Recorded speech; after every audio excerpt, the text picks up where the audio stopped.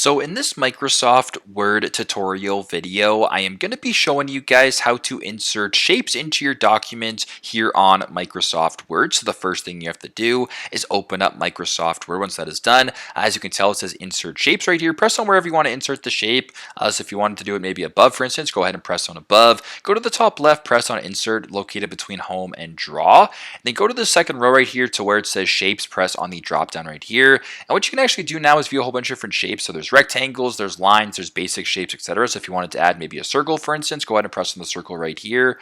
And you can go ahead and just insert it, make it as big or as small as you want. So there's the circle right there. If you wanted to insert perhaps another shape, you can do that as well. Let's insert a triangle right here. Do the exact same thing. You can move around whatever you want. You can change the color, for instance, just like that. And it's pretty straightforward. There you go. So super simple, not very complex at all. But that is how you guys can insert shapes into your document here on Microsoft Word.